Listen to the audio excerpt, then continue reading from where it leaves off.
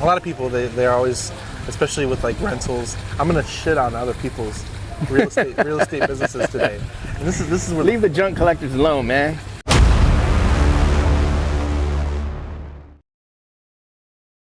Hey, the junk collectors needs a depreciating asset, all right?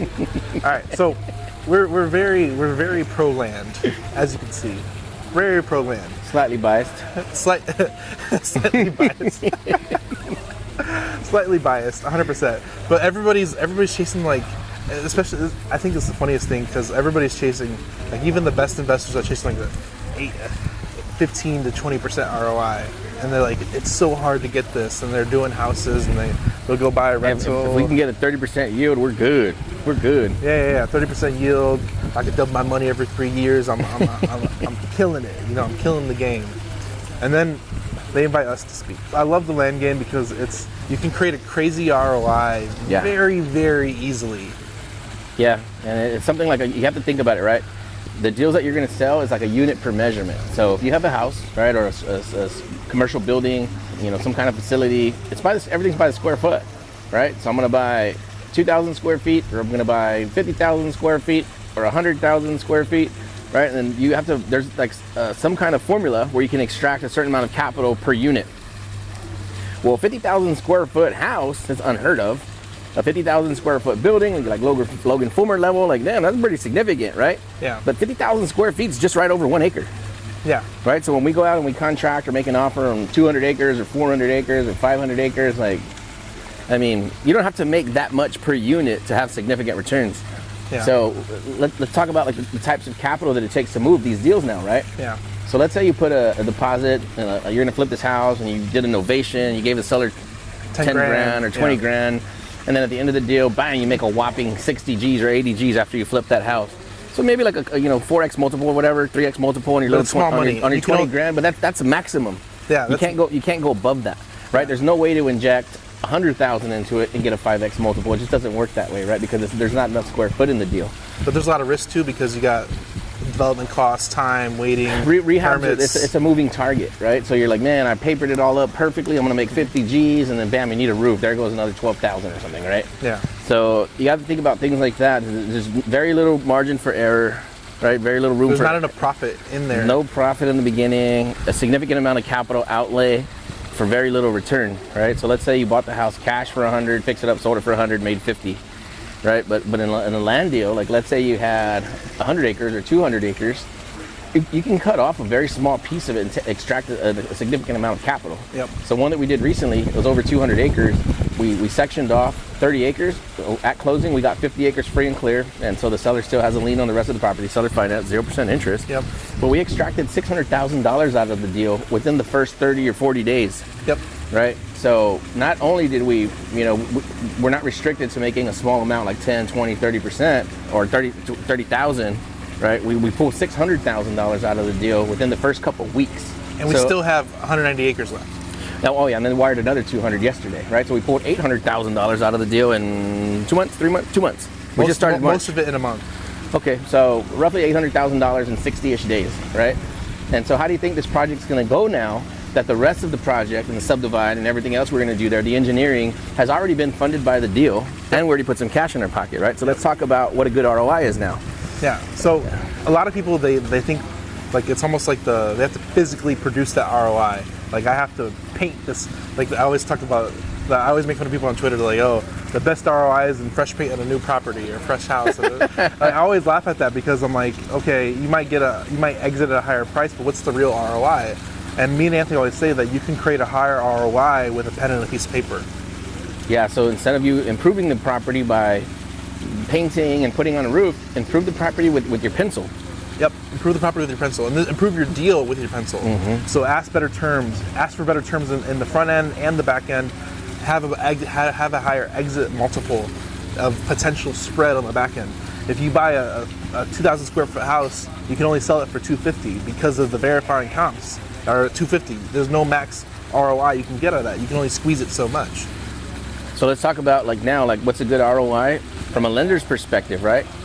As a lender and us as a borrower, Yep. If somebody lends us, let's say $100,000 to flip a house, and they're expecting a 10% return, $10,000 when you only have a 30% spread, you know, in the best case scenario, right? So you borrow 100, if you paid back 10, that's significant. That really hurts your deal. That's 30% of your potential profit just to pay the money, guy. So let's say, you know, if you borrowed 100 grand and you had to pay back 10 or 20,000, that's probably not a deal anymore, just based on what the lender's going to give you. And you're hunting for the cheapest capital.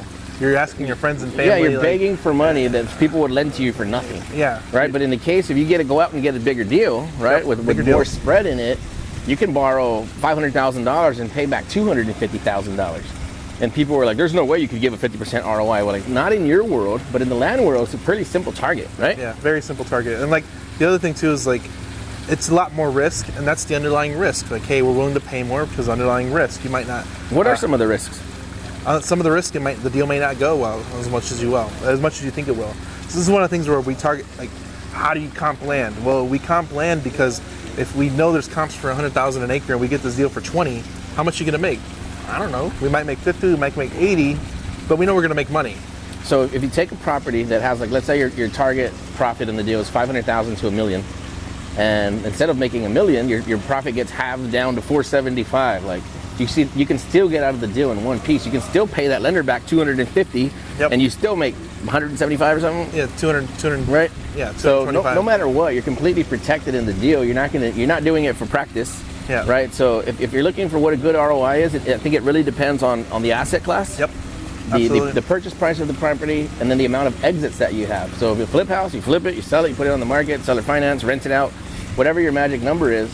But if you think about it in terms of, I'm going to go after a big giant asset, there's a lot of different exit strategies here, right? So we could do 10-acre lots, we could do 5-acre lots, we could do 1-acre lots. Oh, I'm gonna dig into this one. That's a good one. Okay. There's multiple exits in land because you're buying at the bottom. So you can go to lot size. You can add paperwork to add buildings, apartments, mobile homes, whatever you want. The sky's the limit to potentially add to that deal to make it worth whatever you want. So then you have multiple exit strategies. Like, do I exit out at 10-acre lots in 90 days, or do I take it to entitlements, do 1-acre lots, and profit at that point? And then there's different profit points of different things of development. And we're at Chris Rude's event right now, and there's different phases of exit profitability.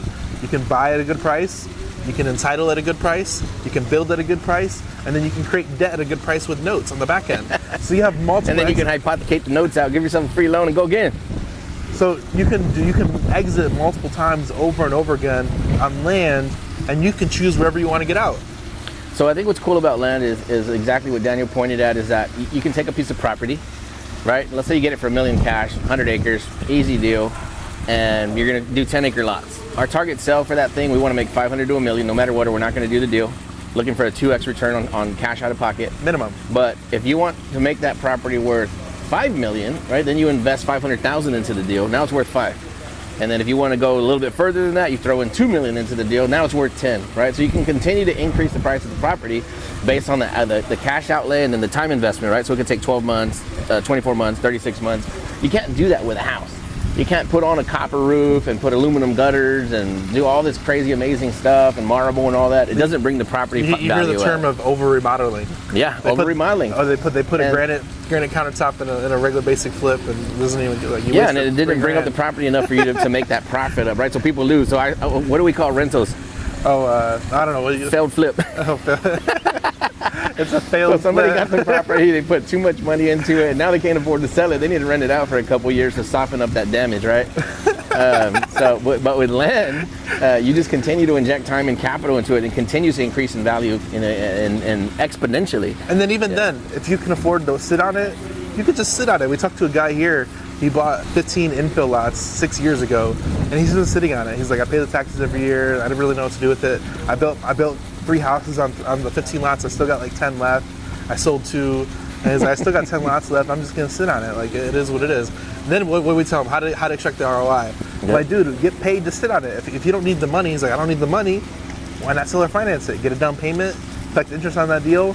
Where he was paying $2,000 a year, he can make $2,000 a month on one of the lots. You know, it's a different ball game. And then if the property comes back to him, guess what? He'll get it back and sell it again.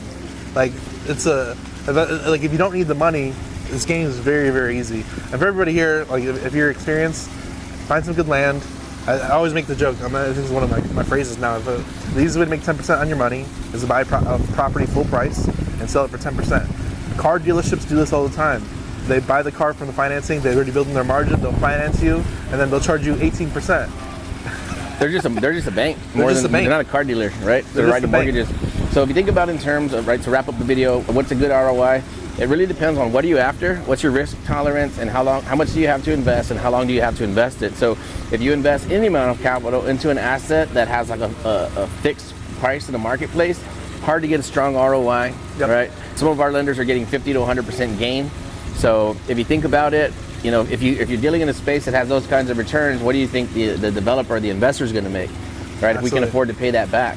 Absolutely. So I think a good ROI is something that you feel safe and secure in, probably something that you understand very well, or you're partnered, right, with somebody that understands what they're doing at a very high level to kind of protect you through the deal. But in my mind, a good ROI is a 2x multiple.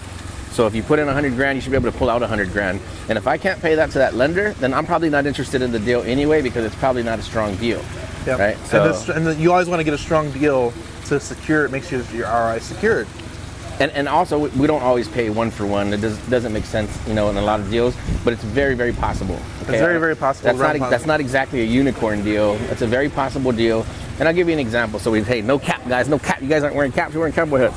Let's say it's a $1 million property. We get seller financing, 0% interest. We borrow 100 from our lender. We give that to the seller. We say, hey, we'll pay you out in 12 months. 12 months, we cut it up into 10-acre lot, sell it, target of $500,000 to $1 million return, and we promise that seller 2x. Well, there goes 100 to the lender, another 100 for the 2 he borrowed. Now we're up 3 to 7. Yep. Plenty of room. Absolutely plenty of room. Plenty of room to create good ROI. So. Yep. There you go. I think finding a limitless property and lending on that's the way to do it. Well, I hope you like this video. Like, share, subscribe. You know what to do. We'll see you next time. Thanks, guys.